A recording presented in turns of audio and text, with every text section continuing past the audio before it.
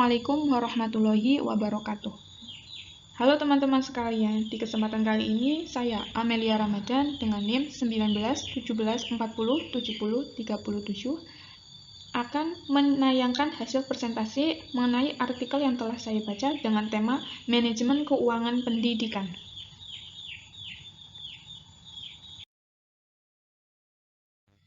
Baiklah teman-teman, sebelum kita membahas mengenai konsep manajemen keuangan pendidikan, alangkah baiknya kita mengetahui korelasi atau hubungannya terlebih dahulu antara pendidikan dengan sektor keuangan.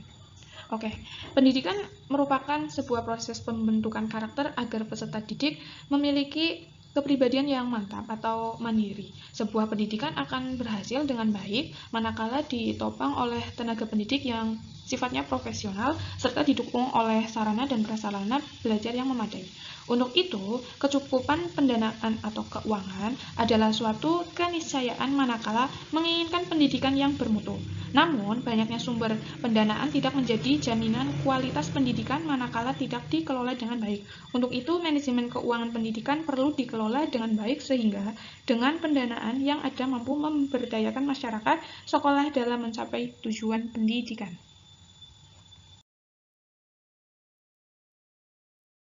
Oke teman-teman, setelah kita mengetahui adanya korelasi atau hubungan dari pendidikan dengan keuangan atau dengan sektor keuangan, maka kita akan membahas mengenai manajemen keuangan pendidikan. Disinilah manajemen keuangan pendidikan atau bisa disebut juga dengan pembiayaan pendidikan adalah sejumlah kegiatan yang berhubungan dengan pengadaan keuangan, pemanfaatan keuangan, hingga pertanggungjawaban keuangan dengan harapan tercapainya tujuan pendidikan secara efektif dan efisien. Menurut tokoh yang bernama Nanang Fatah, pembiayaan pendidikan merupakan sejumlah uang yang dihasilkan dan dimanfaatkan untuk membiayai kebutuhan pendidikan, seperti gaji guru, terus ada pengadaan sarana dan prasarana, peningkatan profesionalisasi guru atau peningkatan profesionalitas guru, kegiatan ekstrakurikuler, kegiatan supervisi pendidikan, dan lain sebagainya. Sementara itu, terdapat tokoh lain juga berpendapat, yaitu Sulistiorini, memaknai bahwa manajemen keuangan dalam arti sempit itu pembukuan. Sementara itu dalam arti luas, manajemen keuangan berarti pengurusan dan pertanggungjawaban dalam menggunakan keuangan baik kepada masyarakat, pemerintah daerah maupun kepada pemerintah pusat, dimulai dari perencanaan, pengorganisasian, pelaksanaan sampai ke pengawasan dan pertanggungjawaban keuangan.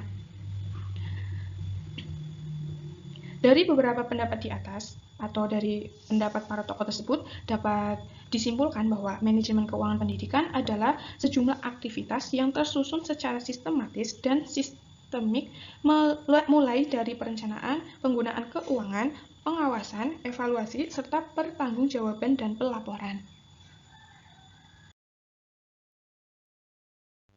Di dalam manajemen keuangan pendidikan terdapat ruang lingkupnya juga. Disinilah ruang lingkup dari manajemen keuangan pendidikan terdiri dari 4 aspek kegiatan seperti penyusunan atau perencanaan anggaran, pembukuan, pemeriksaan, dan pertanggungjawaban. Saya akan menjabarkan satu persatu. Oke, yang pertama yaitu penyusunan atau perencanaan anggaran, yaitu kegiatan mengidentifikasi tujuan, menentukan prioritas, menjabarkan tujuan ke dalam penampilan operasional yang dapat diukur, menganalisis alternatif pencapaian tujuan dengan analisis, membuat rekomendasi alternatif pendekatan untuk mencapai sasaran. Dalam penyusunan anggaran pengelolaan keuangan, perlu memperhatikan sumber-sumber keuangan yang ada, baik itu bersumber dari orang tua murid, komite, masyarakat, maupun pemerintah, baik itu pemerintah daerah maupun pemerintah pusat. Selain itu, pengelola keuangan juga perlu memperhatikan prinsip-prinsip sebagai berikut. Yang pertama yaitu hemat sesuai dengan kebutuhan. Yang kedua yaitu terarah dan terkendali sesuai dengan rencana. Yang ketiga yaitu tidak diperkenankan menggunakan dana untuk keperluan di luar keperluan kegiatan belajar dan mengajar. Kemudian yang kedua yaitu pembukuan. Pembukuan dalam manajemen keuangan pendidikan meliputi 2 hal. Yang pertama yaitu pengurusan menyangkut kewenangan menentukan kebijakan menerima dan mengeluarkan uang. Kepengurusan ini disebut juga dengan istilah kepengurusan tata usaha.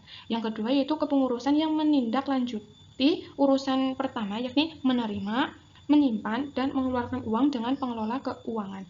Hendaknya kepala sekolah itu memberikan arahan serta bimbingan kepada seluruh staf yang diberi kepercayaan untuk mengelola keuangan sekolah.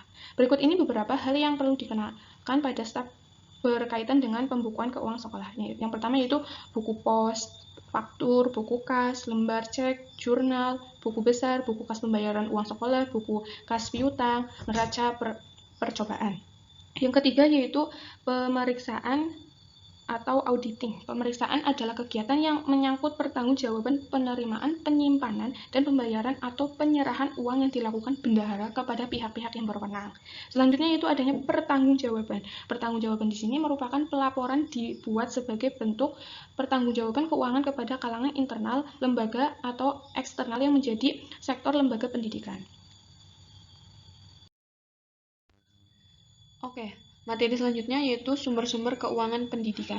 Sumber keuangan ini dapat kita peroleh dari yang pertama yaitu dari pemerintah, yang kedua yaitu dari orang tua siswa, yang ketiga yaitu dari masyarakat, yang keempat yaitu dari dana alumni, yang kelima yaitu dari dana peserta kegiatan, yang keenam yaitu dari dana kegiatan wirausahaan sekolah. Oke, akan saya bahas satu persatu. Yang pertama yaitu pemerintah.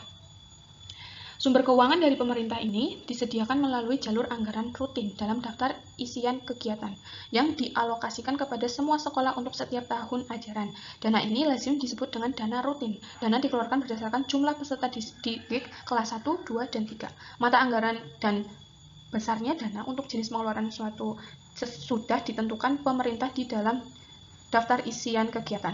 Pengeluaran dan pertanggungjawaban atas pemanfaatan dana rutin harus benar-benar sesuai dengan anggaran tersebut. Selain daftar isian kegiatan itu, pendanaan dari pemerintah juga diberikan kepada setiap sekolah berupa dana bantuan operasional sekolah atau dana BOS yang diberikan secara berkala sebagai upaya pemerintah membantu pembiayaan operasional sekolah.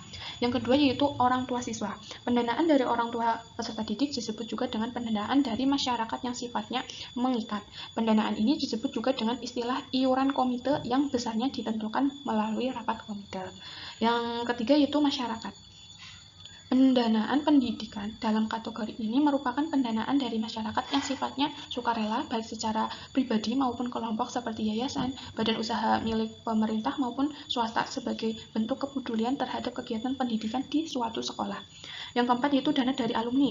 Dana dari alumni ini adalah pendanaan yang diterima dari para alumni yang memiliki kepedulian terhadap peningkatan mutu lembaga pendidikan.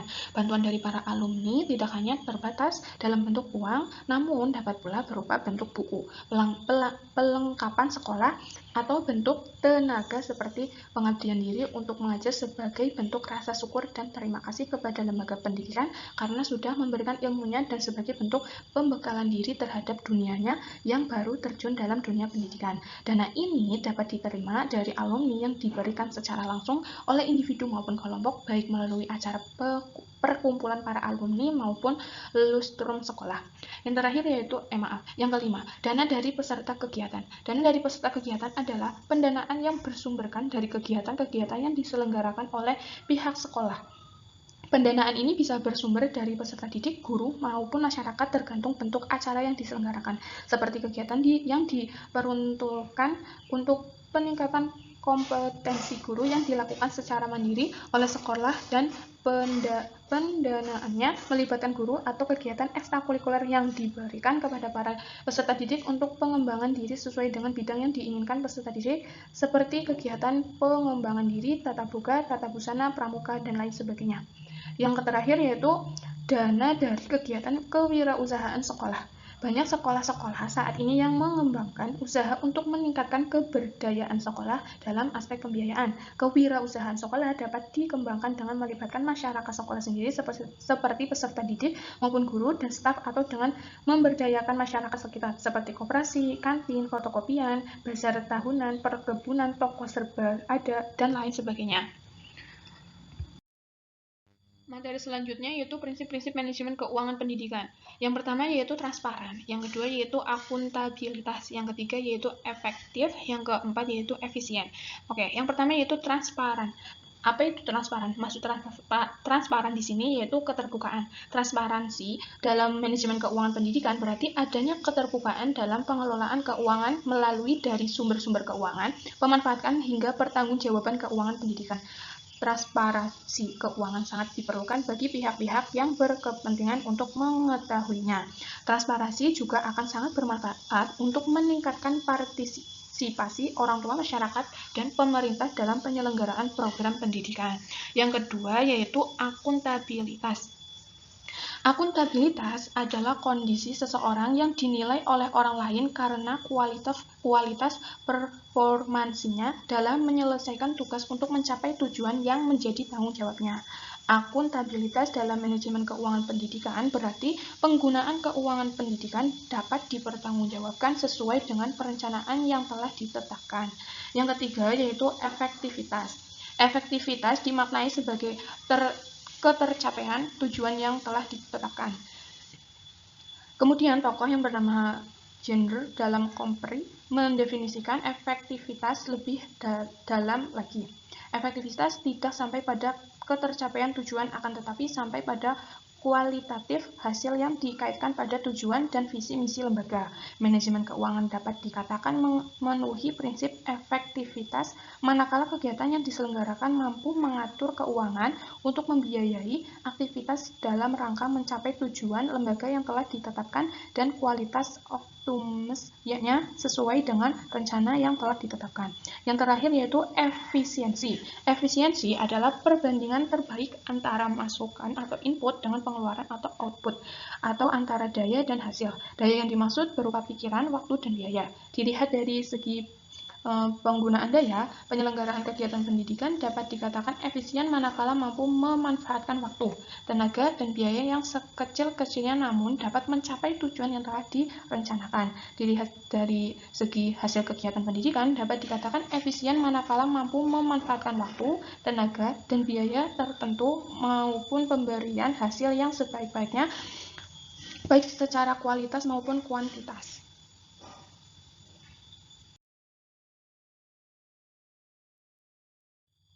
Materi selanjutnya itu tugas pengelola keuangan. Oke.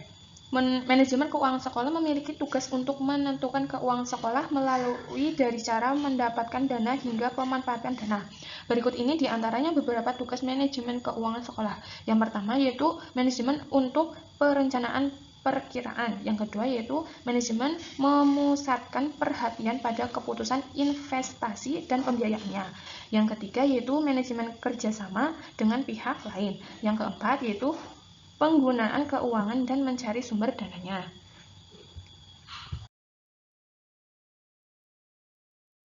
Materi selanjutnya yaitu proses pengelolaan keuangan. Hal yang dilakukan saat proses pengelolaan keuangan ini seperti yang pertama, perencanaan anggaran. Yang kedua, mencari sumber dana sekolah. Yang ketiga, penggunaan keuangan sekolah. Yang keempat, yaitu pengawasan dan evaluasi anggaran. Yang kelima, yaitu pertanggungjawaban keuangan sekolah.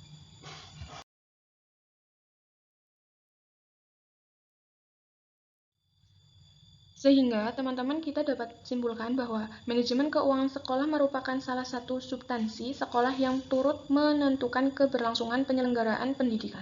Manajemen keuangan sekolah dapat dimaknai sebagai upaya kepengurusan atau ketatausahaan keuangan mulai dari pencatatan, perencanaan, pelaksanaan, pengawasan, dan pertanggungjawaban. Dengan manajemen yang baik, sekolah tidak hanya mampu memadai pembiayaan sekolah, namun sekolah juga mampu meningkatkan prestasi sekolah, meningkatkan keberdayaan guru dan tenaga kependidikan dalam melaksanakan tugasnya. Dengan manajemen yang baik pula, tidak mustahil bagi sekolah memiliki kemandirian pendanaan, dapat memberdayakan masyarakat sekolah dan masyarakat sekitar. Untuk itu, dalam pelaksanaannya, kepala sekolah, bendahara, dan staf dituntut untuk senantiasa berpegang teguh pada prinsip-prinsip manajemen keuangan, yaitu pertama, transparan, yang kedua, akuntabilitas, yang ketiga, efektif, yang keempat, yaitu tadi, efisien. Selain itu, pengelolaan keuangan juga dituntut untuk mampu menguasai ruang lingkup manajemen keuangan sekolah, seperti perencanaan anggaran, mencari sumber dana sekolah, penggunaan keuangan sekolah, pengawasan dan evaluasi anggaran, dan yang terakhir, pertanggungjawaban keuangan sekolah. Sekian, terima kasih teman-teman semua. Saya Amelia Ramadan. Wassalamualaikum warahmatullahi wabarakatuh.